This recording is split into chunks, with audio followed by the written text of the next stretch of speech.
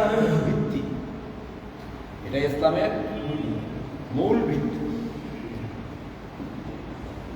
এটাই সত্য এবং মিথ্যার মধ্যে পার্থক্য করে দেয়। এটাই আপনাকে সত্যিকারের মুমিন বানায়। এই কারণেই একজন লোকের আযান শুদ্ধ হবে না যতক্ষণ পর্যন্ত দুইটা সাক্ষী না দেয়। কয়টা সাক্ষী? আশহাদু আল্লা ইলাহা ইল্লাল্লাহ, আশহাদু আন্না মুহাম্মাদার রাসূলুল্লাহ। কয় সাক্ষী হলো? এই দুই সাক্ষী না দিলে আযান হবে। এই দুই সাক্ষী না দিলে ইকামত হবে না। এই দুই সাক্ষী না দিলে ইমাম সাহেবের খুতবা হবে না। এই দুই সাক্ষী না দিলে কারো ইসলামে প্রবেশ করা হবে না।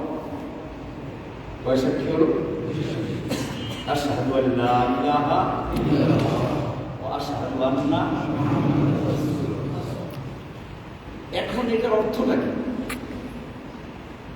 আল্লাহর নবী মুহাম্মদ সাল্লাল্লাহু আলাইহি ওয়াসাল্লাম যখন নবুয়ত প্রাপ্ত হলেন 3 বছর পর্যন্ত গোপনে দাওয়াত দিলেন। কয় বছর? 3 বছর।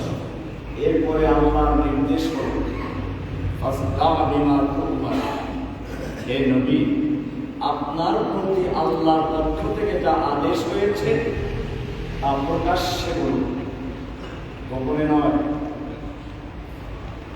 এবারে আল্লাহর নবী সাল্লাল্লাহু আলাইহি ওয়াসাল্লাম প্রকাশ্যে দাওয়াত দেওয়ার জন্য একটা কৌশল অবলম্বন করেন।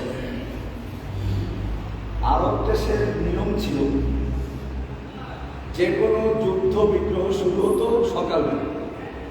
দুশমনরা ভোর রাতে এসে অবস্থান নিত, সকালবেলা ঘুমের থেকে উঠলে পরে হামলা করত।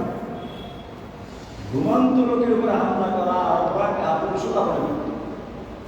এই কারণে তারা রাতের বেলায় হামলা করত।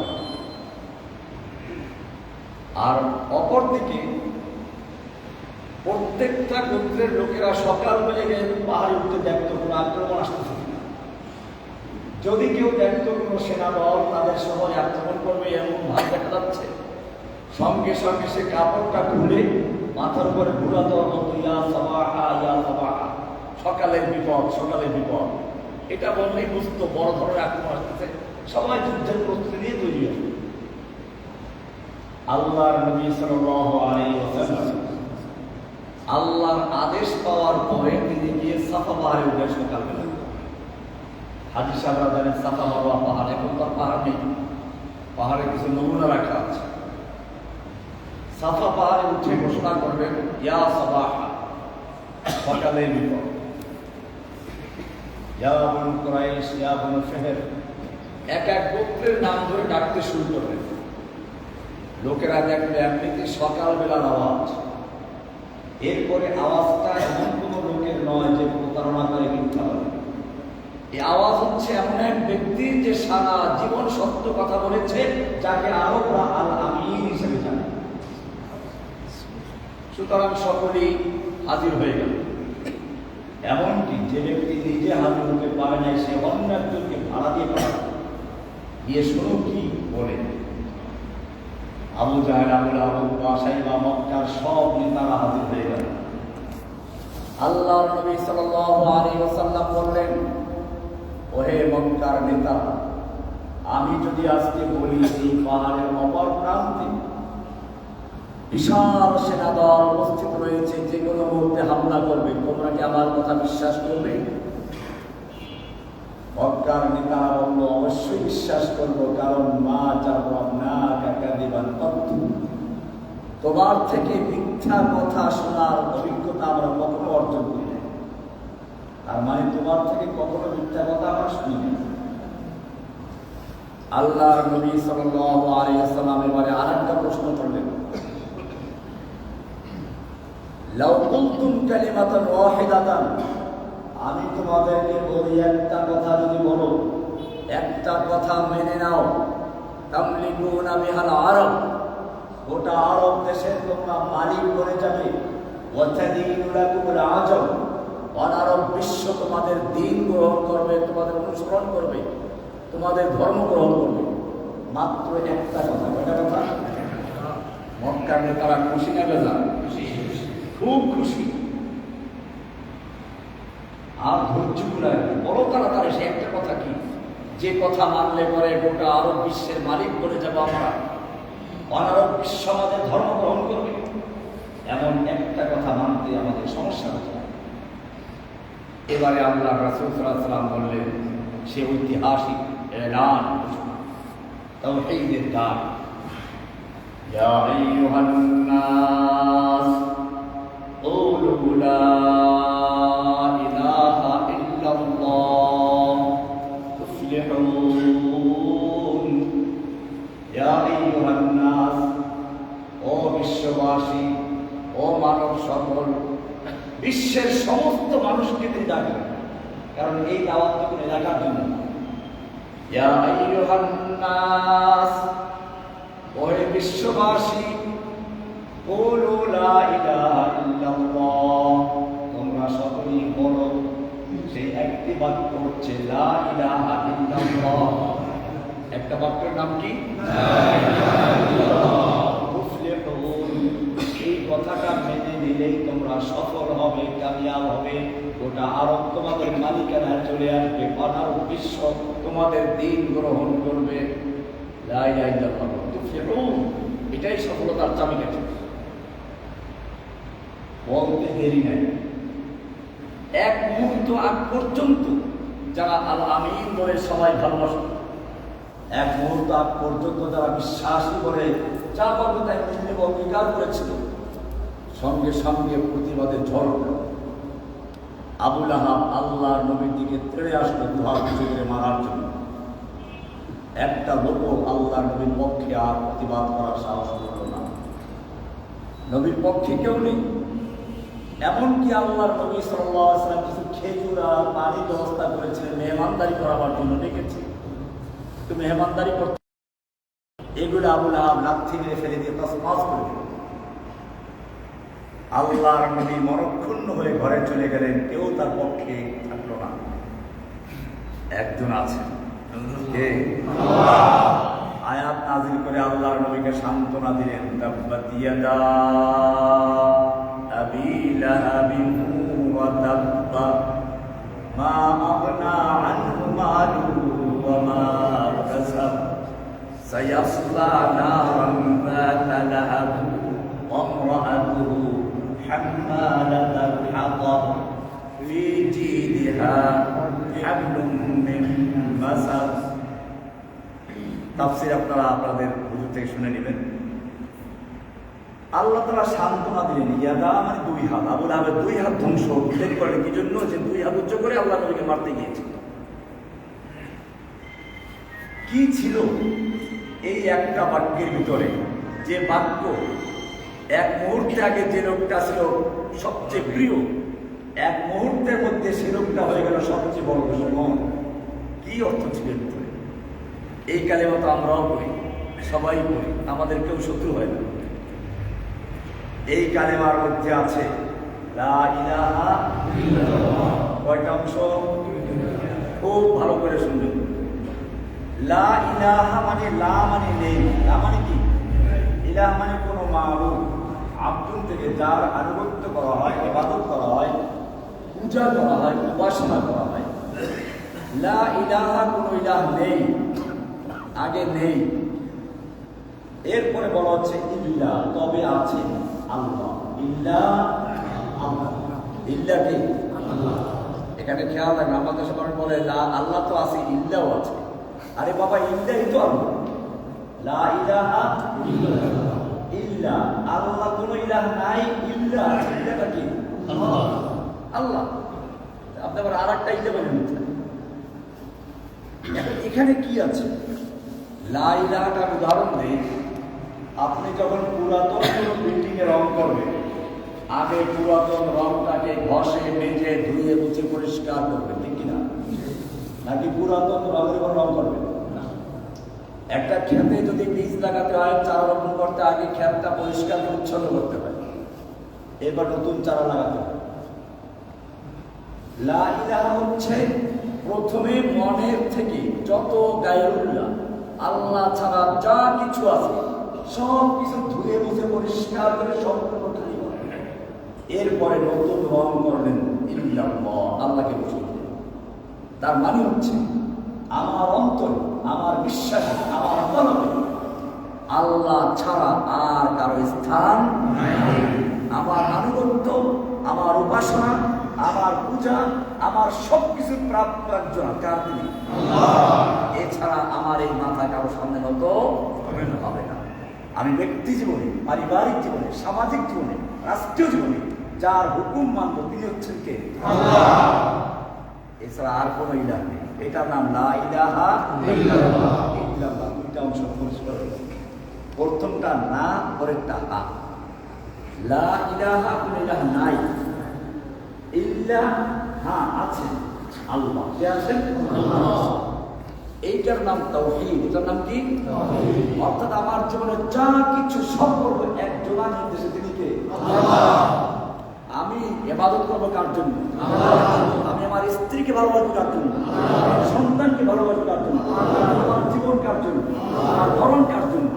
কুল ইন্না সালাতি ওয়া নুসুকি ওয়া মাহইয়ায়া ওয়া মামাতি লিল্লাহি রাব্বিল আলামিন। হে মুসলিম, তুমি বলো আমার জীবন, আমার মরণ, আমার সালাত, আমার কুরবানি, আমার ত্যাগ সবকিছু একজনের জন্য, তিনি কে আল্লাহ। হুয়াল আউয়াল ওয়াল আখির ওয়াল যাহির ওয়াল বাতিন।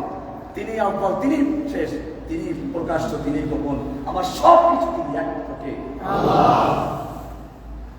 এটা যদি আপনার ঠিক থাকে আপনি মুমিন। ঠিক নাই, আপনি যত নামাজ পড়েন, রোজা রাখেন, হজ করেন, যাকাত দেন, তাসবিহ তাহলিল যত করেন, সব জিরো, কোনো মূল্য নাই। উদাহরণস্বরূপ আপনি শূন্য লেখেন, একটা শূন্য, কত মূল্য আছে? 2 শূন্য কোনো মূল্য আছে? এখান থেকে শূন্য লিখতে লিখতে আপনার বাসা পর্যন্ত লেখেন, কোনো মূল্য আছে? হ্যাঁ, এবারে একটা এক লেখেন, এখন একটা শূন্য, কত হলো? শূন্যের মূল্য কত রাখুন? আর এক শূন্য, আর এক শূন্য, আর এক শূন্য, আর এক শূন্য। এখন শূন্য যত বাড়বে একের মূল্য তত বাড়বে।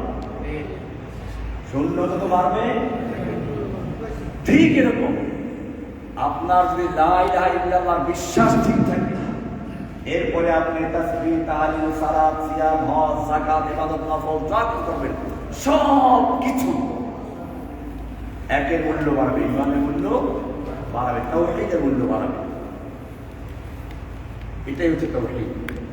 এটা যদি থাকে, আপনার যদি অন্যান্য গুনাহ থাকে, তওবা করার সুযোগ পান না, মরে গেছেন, হতে পারে আল্লাহ মাফ করবে। কি করতে পারে? কোরআনে স্পষ্ট আছে, ইন্নাল্লাহা লা ইয়াগফিরু আন ইউশরাকা বিহি ওয়া ইয়াগফিরু মা দুনা যালিকা লিমান ইয়াশা। আল্লাহ তাআলা ক্ষমা করেন না, আল্লাহ তাআলা ক্ষমা করেন না আন ইউশরাকা বিহি, যদি তার সঙ্গে কেউ শিরিক করে, শিরিক অবস্থায় পড়ে যায়, আল্লাহ তাকে নিজ গুণে ক্ষমা করে জান্নাত দিবেন না, হবে না। ওয়া ইয়াগফিরু মা দুনা যালিকা লিমান ইয়াশা। এছাড়া শিরিক যদি না থাকে, তাওহীদ থাকে, এরপরে যত গুনাহ থাকুক আল্লাহ তাআলা যার বেলায় চাবে তাকে ইচ্ছা করলে ক্ষমা করে দিতেও পারে। ইয়াগফিরু মা দুনা যালিকা লিমান ইয়াশা। তাওহীদের বিপরীত শিরক। তাওহীদের বিপরীত কি? শিরক। শিরক যদি থাকে তাহলে আল্লাহ ক্ষমা করবেন না। পরিষ্কার বলা আছে, ইন্নাহু মান ইউশরিক বিল্লাহি ফাকাদ হারামাল্লাহু আলাইহিল জান্নাহ। যে ব্যক্তি আল্লাহর সঙ্গে শিরক করবে, আল্লাহ তাআলা তার জন্য জান্নাতকে হারাম করে দিয়েছেন। কি করে দিয়েছেন? হারাম। জান্নাত তার জন্য কি? হারাম। আপনি বলবেন জান্নাত হারাম হলো, জাহান্নামে যাব না, মাঝখানে আরাফে চলে গিয়ে নো ম্যানস ল্যান্ড। আল্লাহ বলছেন না না, না, তার ঠিকানা জাহান্নাম। তার ঠিকানা কি? আপনি এখনো মনে মনে ভাবতেছেন জাহান্নামে গেলেও সমস্যা নেই, আমাকে বিশ্বাস তরাইয়ে নিয়ে আসবেন, পার করে নিয়ে আসবেন, কথা আছে না? না, তাও হবে না। আমার যালিমিনা মিন আনসার। এই জালিম অর্থাৎ শিরক করে তাদেরকে বলা হয় জালিম। কোরআনে আরেকটা সূরা লুকমানে আরেকটা আছে, ইন্না শিরকা লাযুলমুন আযীম। জালিম বিভিন্ন রকমের, সবচেয়ে বড় জালিম হচ্ছে যে আল্লাহর সঙ্গে শিরক করে। সবচেয়ে বড় জালিম কে? আল্লাহ বলেন যে এই যে জালিম, আল্লাহর সঙ্গে শিরককারী যারা, এদের কোনো ক্ষমা নেই। তাহলে আমরা প্রথম সবক পেলাম লা ইলাহা ইল্লাল্লাহ। এটা ক্লিয়ার। এরপরে আল্লাহর হুকুম মানবো, ঠিক আছে, নিজের মন মতো না আল্লাহর ইচ্ছা মতো? আল্লাহর হুকুম কেমনে পালন করবো সেই জন্য আল্লাহর হুকুম পাওয়া যাবে কোরআনে, আল্লাহর নির্দেশ কোরআনে আছে। কেমনে পালন করবো প্র্যাকটিক্যাল দেখানোর জন্য, বাস্তব নমুনা দেখাবার জন্য একজনকে পাঠাবেন, তিনি কি? মুহাম্মদ সাল্লাল্লাহু আলাইহি ওয়াসাল্লাম। কাজে আমাদের যা কিছু হবে তার তরিকা হবে, এর বাইরে কোনো তরিকা চলবে না। আপনি দেখুন, আমরা মাগরিবের নামাজ পড়লাম কয় রাকাত? ফরজ কয় রাকাত? 3 রাকাত। এখন এসা পড়লাম কয় রাকাত? এর আগে যোহর আসর কয় রাকাত পড়লাম? এখন যদি আজকে ইমাম সাহেব বলে, বা ইমাম সাহেব বললো, আমার বড় হুজুর আসছেন, উনি বললেন যে আপনারা আজকে থেকে মাগরিবের নামাজটাও 4 রাকাত পড়বেন, আগে পরের সাথে মিলে যাবে, 1 রাকাত বেশি হবে, একটা রুকু বাড়বে, 2টা সেজদা বাড়বে, সুবহান রাব্বিল আযীম বাড়বে, আলা বাড়বে, আপনারা পড়বেন না? ইমাম সাহেব যত বড় মুক্তি হোক হতে সরকার, আমরা কি না কথা মানবেন?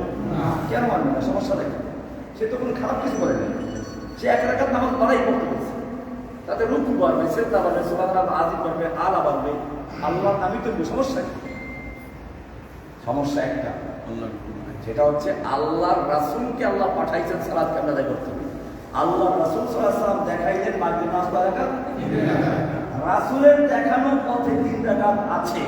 এখন যত মুক্তি মহাদ্দেশ দুনিয়ার সবাই একত্রগুলো আমরা সেটা মানবো না, যেগুলো রাসূল সাল্লাল্লাহু আলাইহি ওয়াসাল্লাম এই তরিকার সাথে মিলে নাই। তাই সালাত হুকুম কার? আল্লাহ। তরিকা কার? আল্লাহ। রাসূলের তরিকা কার? রাসূলের। পদ্ধতি কার? আমরা যে নামাজ পড়ি এই পদ্ধতি দেখাইছেন কে? রাসূল সাল্লাল্লাহু আলাইহি ওয়াসাল্লাম। ঠিক এইটা যেমন বুঝলেন, এরকম জীবনের সব ক্ষেত্রে হুকুম মানবো কার? আল্লাহ। আর আল্লাহর হুকুম পালন করবো কার তরিকায়? মনে থাকবে? এটাই আজকে সবক।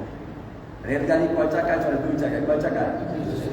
মানুষ গরু গরু গরু ছাগল গরু সব কেটে মেটে সব পরিষ্কার করে নিতে, ঠিক কিনা? আগে বড় পাথরের ট্রাক করে লড়ি করে তার নিজে কাঁথই পড়ে যায়, কিন্তু সাইড দেওয়া যায় না, ঠিক আছে? একজন মুমিনের গাড়ি চলবে কোথায়? তাওহীদের 1 চাকা, রিসালাতের 1 চাকা, গন্তব্য আখিরাত। কি বললাম? একজন মুমিনের গাড়ি চলবে তাওহীদ এবং রিসালাতের 2 চাকার উপরে, আল্লাহর হুকুম, রাসূলের তরিকা, এবং এই গাড়ি যাবে কোথায়? জান্নাত পর্যন্ত, ঠিক আছে? এর সামনে কি উল্টা পাল্টা কোনো ব্যক্তি বলে, সে আলেম হোক, মুফতি হোক, যাই হোক, সব কি হয়ে যাবে? বাতিল। মনে থাকবে? আল্লাহ সুবহানাহু ওয়া তাআলা আমাদের সকলকে বিষয়গুলোকে আমল করার এবং বোঝার তৌফিক দান করুন। আমিন। আসলে এখানে যাচ্ছিলাম তো দেখা হয়ে গেল, আর আমি আসলে দীর্ঘদিন জেলে ছিলাম, 11 বছর 16 দিন পরে জেল থেকে বের হয়েছি। হাঁটতে পারি না, হাঁটু সমস্যা হয়ে গেছে। আমি খাসভাবে দোয়া চাই আল্লাহ তাআলার জন্য আমাকে, আপনাকে যে কথাগুলো বললাম এগুলো বুঝার এবং আমল করার তৌফিক দান করুন। আমিন। ওয়া সাল্লাল্লাহু তাআলা আলা নবিয়িনা মুহাম্মদ ওয়া আলা আলিহি ওয়া সাহবিহি। আচ্ছা, ইমাম সাহেব বললেন যে মুতাওয়াল্লি সাহেব সহ আরো অনেক মুরব্বী অসুস্থ, আল্লাহ তাআলা তাদের শিফা দান করেন। আমিন। ও মুতাওয়াল্লি সাহেব করছে, আচ্ছা, আল্লাহ তাআলা তাকে জান্নাতুল ফেরদাউস দান করেন। আমিন। اللهم صل على محمد وعلى اله وصحبه اجمعين. الحمد لله رب العالمين وعلى اله وصحبه اجمعين. رب العالمين يا الله, যাত্রা পথে সালাত আদায় করার পরে কিছু কথা বললাম এবং শুনলাম, ইয়া আল্লাহ, আমাদেরকে বললাম, যারা শুনলো আমাদের বলার ভিতরে এবং শোনার মধ্যে কোনো ভুল হয়ে থাকে মেহরবানি করে মাফ করুন। ইয়া আল্লাহ, যা কিছু বললাম, ইয়া আল্লাহ, যা শুনলাম, মেহরবানি করে আমল করার তৌফিক দান করুন। ইয়া রাব্বুল আলামিন, ইয়া আল্লাহ, এই তাওহীদের দাওয়াতকে সারা বাংলাদেশ এবং সারা দুনিয়ায় ছড়িয়ে দেওয়ার জন্য এই মসজিদের সকল মুসলিমকে আপনি কবুল করুন। ইয়া রাব্বুল আলামিন, ইয়া আল্লাহ, আমাদের তাওহীদ ভিত্তিক সমাজ করতে বেশি তৌফিক দান করেন। আপনার কোরআন এবং আপনার রাসূলের সুন্নাহ মোতাবেক আমাদেরকে দেশ গড়ার তৌফিক দান করেন। ইয়া আল্লাহ, যেই কাজ আপনি পছন্দ করেন সেই কাজগুলো বেশি করে করার তৌফিক দান করেন। ইয়া আল্লাহ, যেই কাজগুলো আপনি পছন্দ করেন তার থেকে বেশি থাকার তৌফিক দান করেন। ইয়া রাব্বুল আলামিন, ইয়া আল্লাহ, আমরা যারা হাত দিয়েছি আমাদের সকলের দিলের সমস্ত নেক মাকাসিদগুলো আপনি পূরণ করুন। ইয়া রাব্বুল আলামিন, আমাদের মধ্যে অসুস্থ লোকদেরকে শিফা দান করেন। ইয়া আল্লাহ, আমি নিজে অসুস্থ আমাকে শেফায়ে কামিলা আজলা দান করুন ইয়া আল্লাহ। এই মসজিদের মুতাওয়াল্লি সাহেব মারা গেছেন, ইয়া আল্লাহ তাকে জান্নাতুল ফিরদাউস দান করুন। তার জীবনের সমস্ত গুনাহ খাতাগুলোকে মাফ করুন ইয়া আল্লাহ। তার সন্তানরা এবং এই মসজিদকে যারা নির্মাণ করেছেন, অর্থ দিয়ে, শ্রম দিয়ে সাহায্য করে, ইয়া আল্লাহ মেহেরবানি করে সকলের নাজাতের জন্য এই মসজিদকে কবুল মঞ্জুর করুন।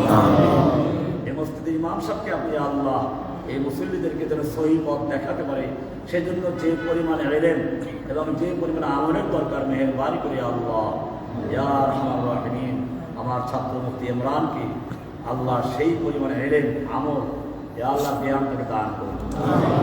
সাল্লাল্লাহু তাআলা আলা নবিয়িনা মুহাম্মদ ওয়া আলা আলিহি ওয়া সাহবিহি আজমাইন। সুবহান রাব্বিকা রাব্বিল ইজ্জাতি আম্মা ইয়াসিফুন ওয়া সালামুন আলাল মুরসালিন আলহামদুলিল্লাহি। আসসালামু আলাইকুম।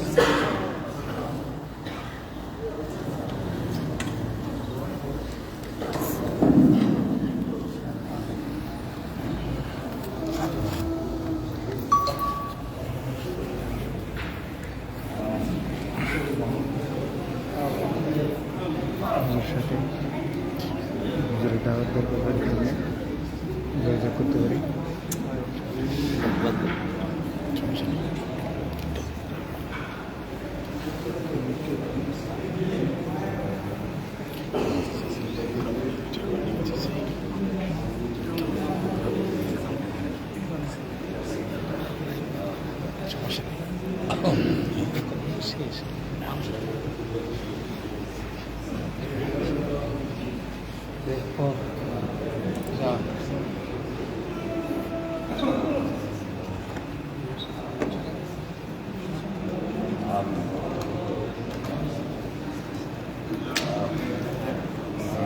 نعم سمير صار نعم ها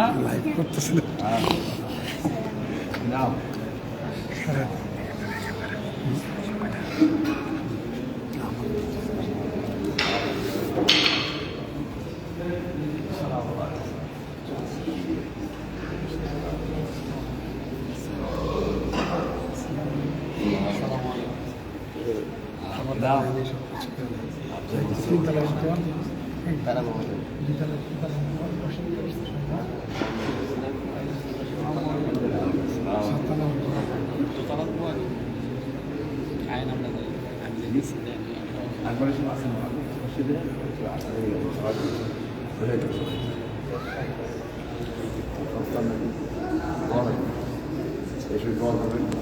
সবাইকে বেশি আমরা একটা ওইদের দাওয়াত দেওয়ার জন্য তো চলে গেলাম, তাই